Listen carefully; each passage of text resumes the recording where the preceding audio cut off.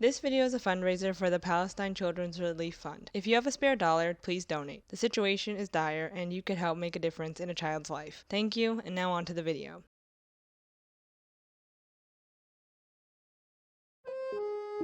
This is the bad place.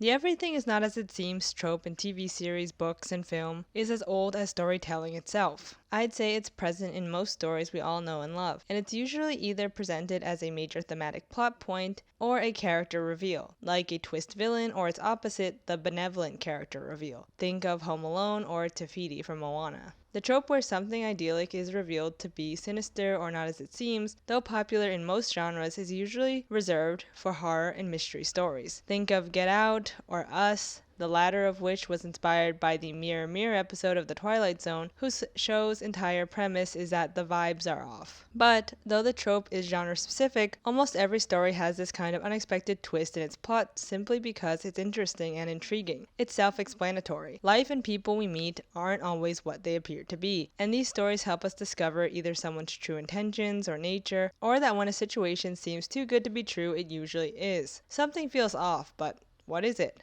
Let's find out. And in the past decade, since the mid-2010s, post the 2016 election, this plot device that's used to capture the audience's attention and move the story along has been showing itself more and more lately. Particularly in horror and dramedy-inspired TV series and movies that pertain to class, and what happens when a luxury experience or someone's luxurious life or solution to one's problem is too good to be true. And these examples that I'm putting on the screen here didn't birth the trope, of course. There's not a single origin to this rhetorical device per se, but rather series and movies like Black Mirror, Get Out, The Good Place, and others reinvigorated it for contemporary audiences by injecting themes of race, class, and gender. And it's not that The Twilight Zone didn't touch on those themes, such as prejudice, because it did, but rather these works did it for the 21st century, and very successfully at that. So in this video, I want to talk about the rise of this plot device in these types of stories that have exploded in the past decade, and how it has to do with our own current socioeconomic realities, social media, and class disparities. So spoiler warning for these shows and movies. The Good Place, Westworld, The Fyre Festival, Get Out, Sorry to Bother You, Parasite, Upload, Squid Game, White Lotus, 9 Perfect Strangers, Don't Worry Darling, and Blink Twice. Now without further ado, let's go.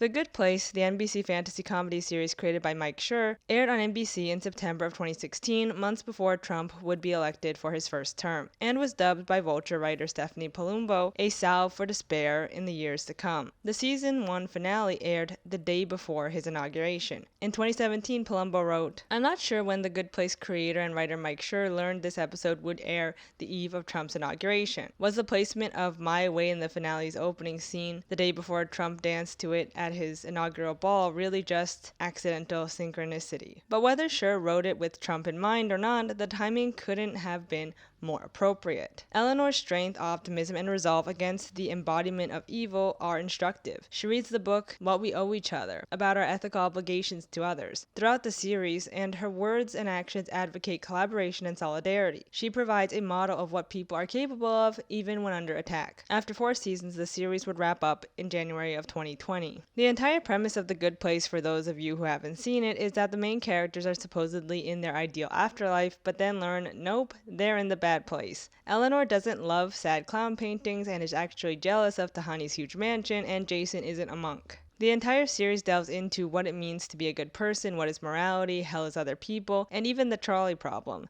That episode scarred me for life. The series was able to talk about philosophy in a way that was not only entertaining but meaningful, and for that, it was incredibly popular with audiences and critics alike. It was able to delve into themes that even Black Mirror tried to touch on a few years prior, but for a wider audience, in that the series wasn't a straight-up horror show, it was more palatable. The big twist, wait, this is the bad place, was huge even for those who might have seen it coming.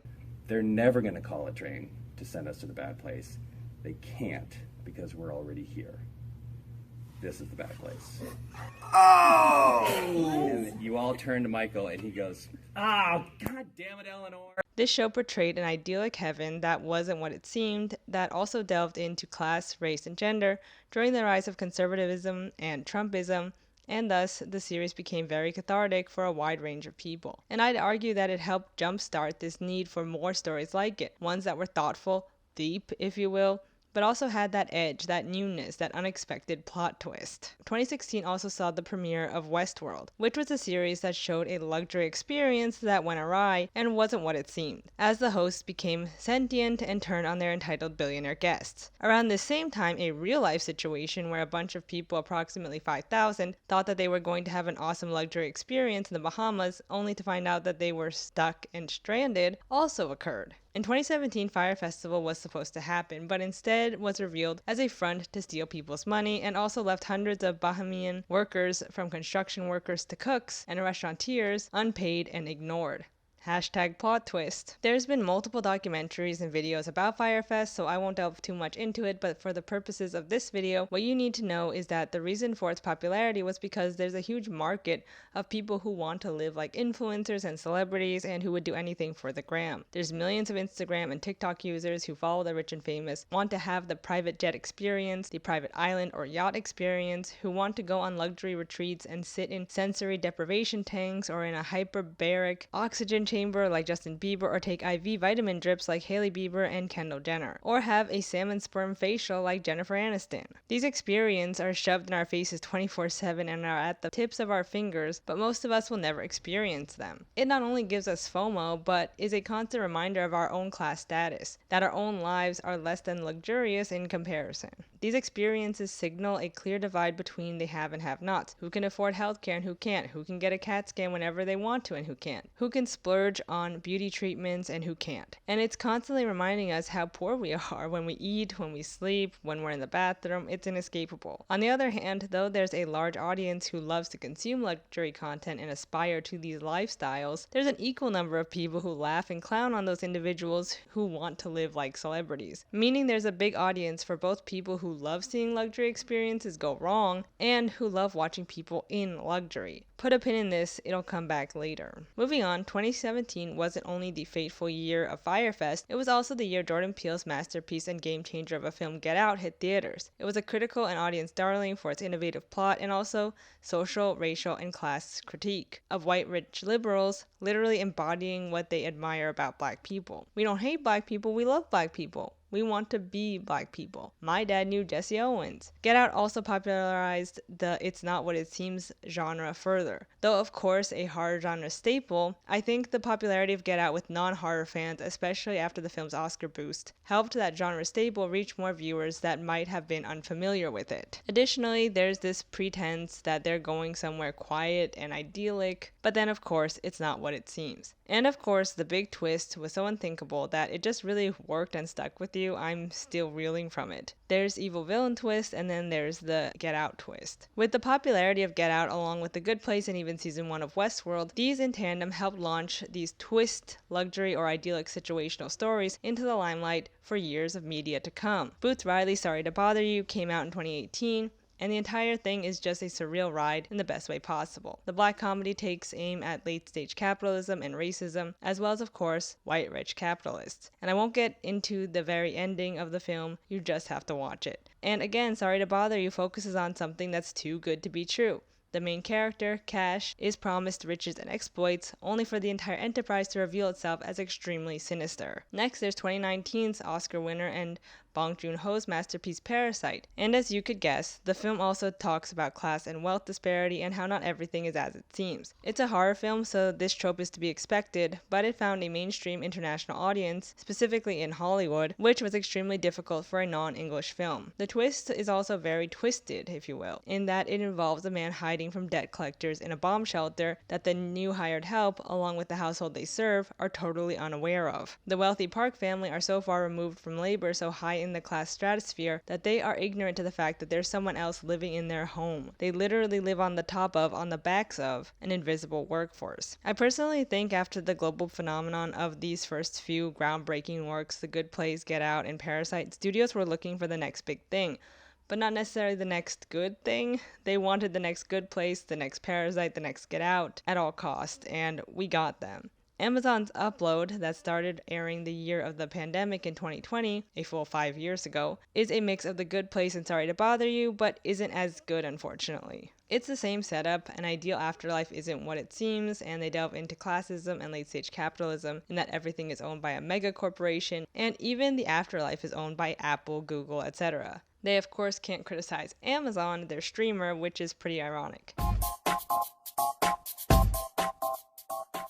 In Upload, you can either die normally, like a Ludd or Luddite, showing that they give a philosophical nod to the good place, or have your consciousness uploaded to an afterlife server owned by a corporation that your living family or loved ones pay money to. A little bit like Black Mirror's San Junipero, but not nearly as well executed. These companies are usually predatory and classist, meaning the more money you have, the nicer afterlife you have, and the worse off you are, the worse you have it. Some afterlives are literally a jail cell. All white walls, no windows, just a blank cube to spend eternity in with shitty cell service. Nathan, the main character, is actually killed by his boss for trying to create Freond, a free afterlife, and the rest of the series focuses on solving his murder, taking down the megacorp and CEO that killed him, etc. He spends most of his time in the luxurious part of the afterworld, at least in the first season, enjoying the high-class amenities, only to realize how horrendous afterlife conditions are if you're poor, which I guess he already had like an inkling of because he wanted to create a free afterlife. In theory, it's an interesting show that I do really enjoy parts of,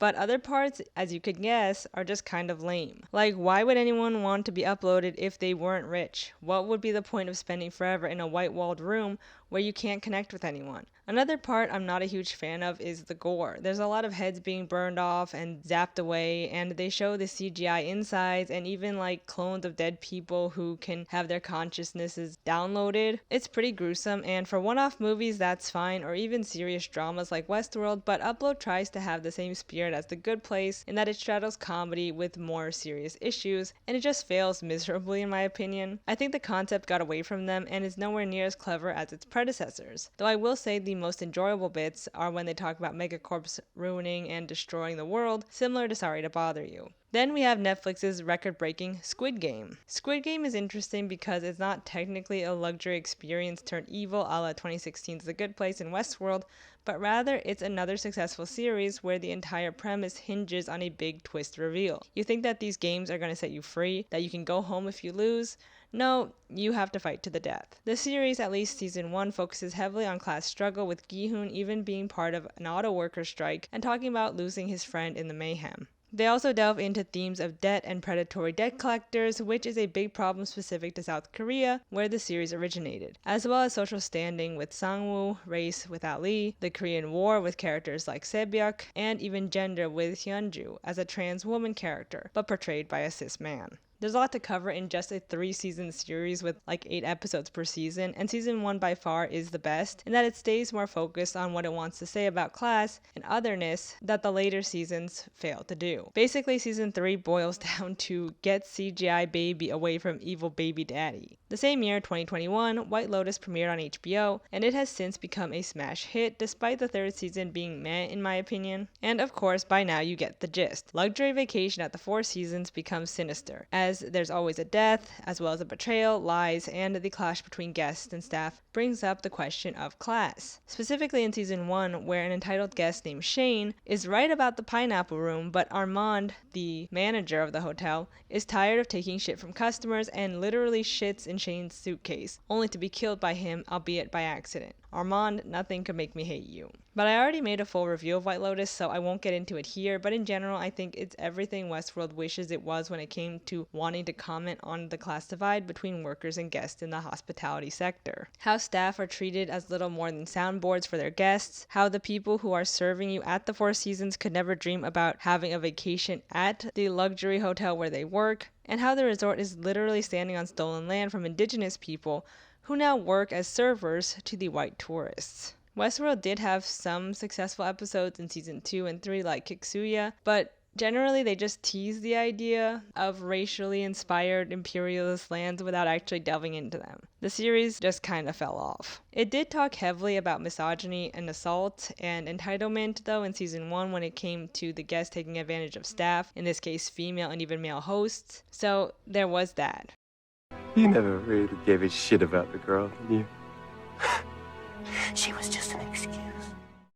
Off the heels of White Lotus, there's Amazon's 9 Perfect Strangers, and wouldn't you know it, it's about a luxury retreat that goes downhill fast. Nothing is as it appears to be, they're getting their food drugged, they're standing at the edges of cliffs, having hallucinations, it's just not what they expected. And by this point the trope is tired, to me at least. And this show has a second season, believe it or not, even though it's just all the cliches of this plot formula rehashed, like luxury experience is cursed, not as perfect as advertised. Someone is murdered or was murdered and we need to find out why and who did it. Themes of class, rich influencers versus frumpy divorcee versus nuclear family unit with a history versus unhappy bachelor versus career dedicated writer versus host with a foreign accent. They're trapped on a resort. Tensions between staff and guests rise. White Lotus and Westworld already did it better. And though, there can be multiple attempts at the same story, this is already like the third attempt at the same concept. Not to mention, there's been at least 2 other Ideal Place Isn't What It Seems TV series like The Good Place and Upload, which also focus on personal betterment, freedom, and luxury. I was so over this series by the middle of season 1, and I don't think I'm alone in that, but if you're a fan of it, you do you, art is subjective. And just a fun fact, Manny Jacinto is in this as like an actual disciple of a Zen-themed cult. I've been involved in a number of cults, both as a leader and a follower. You have more fun as a follower, but you make more money as a leader. And that's not the only crossover performance. Tessa Thompson not only plays Charlotte in Westworld as both a human and android, but also Detroit in Sorry to Bother You.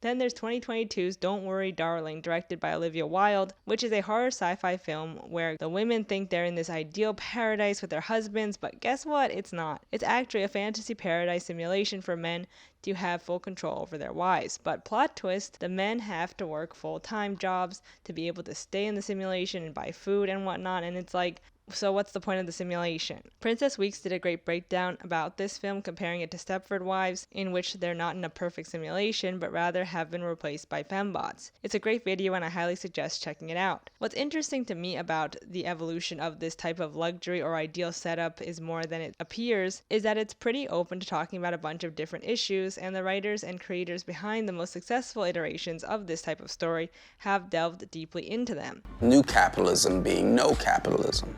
What? This isn't a workspace. This is a playroom. And that's very prevalent in tech companies. But when it comes to really tackling gender in a multiracial patriarchal 1950s inspired community, like in Don't Worry Darling, it just couldn't go there at all. It was a story that was focused on womanhood, but just didn't have enough substance for the female characters to be the Stepford Wives, if you will, of our time. And speaking of women, now we have the latest iteration of Too Good to Be True Luxury Getaway, 2024's Blink Twice, directed by Zoe Kravitz, starring Naomi Ackel and Channing Tatum. And by now, you know the drill. Ideal island getaway with rich white people turns into a horror story. Yhara Zayd did a great breakdown on the plot of this movie and the rape revenge genre that it falls into, so I suggest watching that video. But for the purposes of this video, what you need to know is that it again fills the same very popular niche of story where an idyllic paradise becomes a living hell. The story focuses on Frida and her best friend, both waitresses at this very exclusive gala, where they, by happenstance, run into Channing Tatum's character Slater King, a big tech hotshot and billionaire. He takes them to his private island with his friends and some other girls, and everything seems to be going great, until it's revealed that he and his friends are systematically abusing these women night after night, but then erasing their memories with this special type of flower concoction. Personally, it reminded me a lot of Women Talking, the 2022 film, directed and written by Sarah Polley, that was inspired by real women, real victims, of a Mennonite colony who were gassed every night and raped by the men in the congregation. And it's interesting how Kravitz tells a similar story, but not under any religious guise, but rather focusing on the capitalistic and even racialized element, in that a black woman, a service worker, went missing and how that's just another statistic to police. The film comments on how white rich men can get away with disappearing lower class black and Latina and indigenous women, without much worry.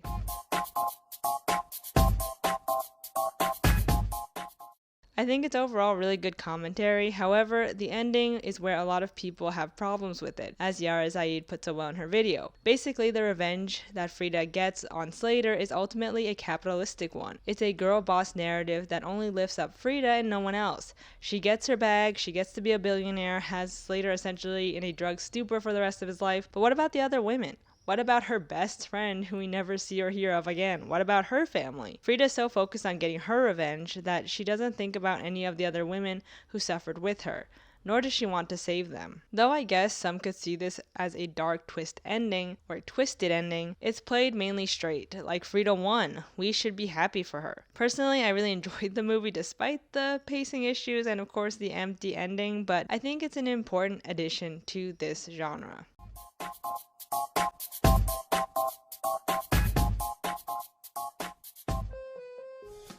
So now that we've talked about the plethora of examples of this trope, now let's answer the question, why is this so popular almost ad nauseum? Well, let's take that Fyre Festival pin out. Like I said earlier, there's millions of people out there in the world who enjoy basking in the lives of the rich and famous. Hollywood, and to a wider extent, the rich and top 1%, are extremely influential, and now with social media, the jesters of the world, the shiny rich people who the quiet luxury people hide behind and hire for their weddings and parties, can advertise their lives to the entire globe all the time. A single image or short form video of a celebrity or influencer can garner millions of impressions within a matter of days, and their special procedures and health and fitness routines, their beauty secrets, their grand vacation getaways, yachts, private jets, are all on display for us to gawk at. And now we as the public have a collective knowledge of how these people spend their time and money, and some want to emulate it, but we also want a space to talk about it and critique it, so we create art. Art imitates life and all that.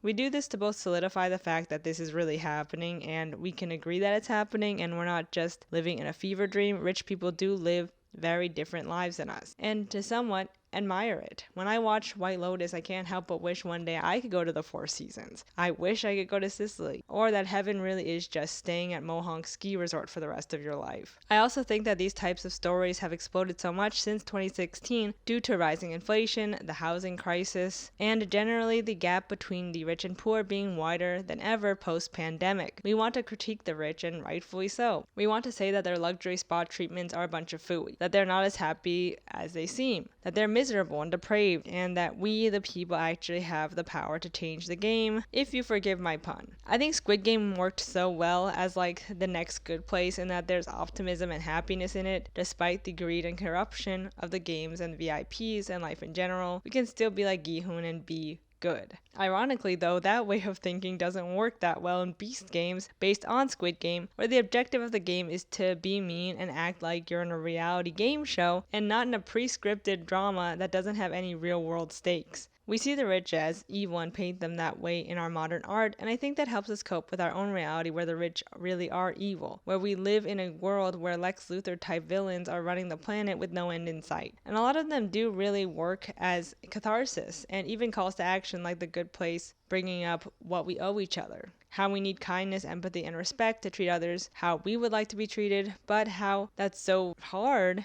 when most of society seems to be playing by other rules, especially in a capitalistic society where you can only get ahead by losing compassion and empathy for others and putting yourself first. It's nice to see stories where the protagonists are ones that are underdogs, that are good people in bad situations, and that they can overcome, depending on the story at least.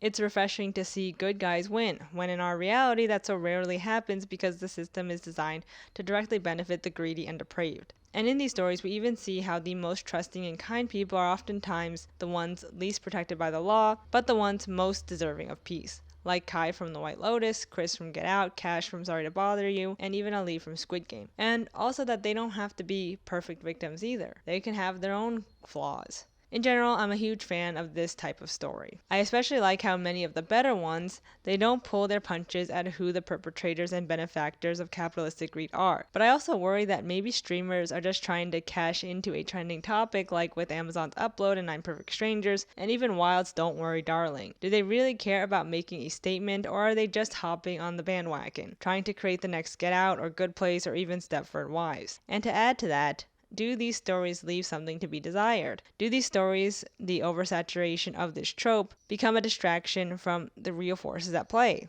By having so many iterations of the same basic plot and twist with themes of class, does it make the entire thing lose its edge? Especially when billionaires like Elon Musk declare Parasite was their favorite movie of 2019. Or on the other hand, do they help spread anti-capitalist sentiment and further the cause? Do they make more people engage with ideas on a deeper level that they wouldn't have thought about otherwise? Well, considering Squid Game's commercialization, I'm still not so sure about that. But I still love a lot of these, and I hope that we get more in the future. And generally, I don't think that they're a distraction from the bigger picture, because with or without them, we'd still be shouting to free Luigi.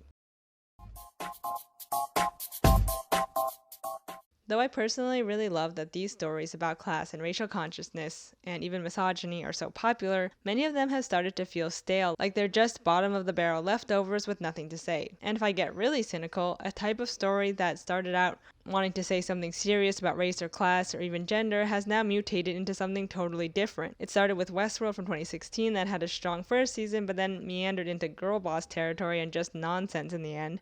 Though I guess the ending or the last season kind of redeemed it, and with the Good Place knockoff Upload, and the White Lotus knockoff 9 Perfect Strangers, and the Stepford Wives knockoff Don't Worry Darling. It seems like writers and directors just need to do better or just stop altogether. The biggest shift for me came in season 3 of Squid Game, which became nothing more than a CGI baby. Really? A CGI baby? I totally lost my suspension of disbelief after that. I wonder how anti-capitalist stories will continue to evolve under late-stage capitalism, and if their once radical roots will just be subsumed by corporations in Hollywood who don't want us as audiences to reflect too much on their billionaire CEOs. How much can we really critique capitalism in art until it becomes cliche? Until the critiques devolve into meaningless cash grabs by billion-dollar streamers and Mr. Beast. So that's it for now.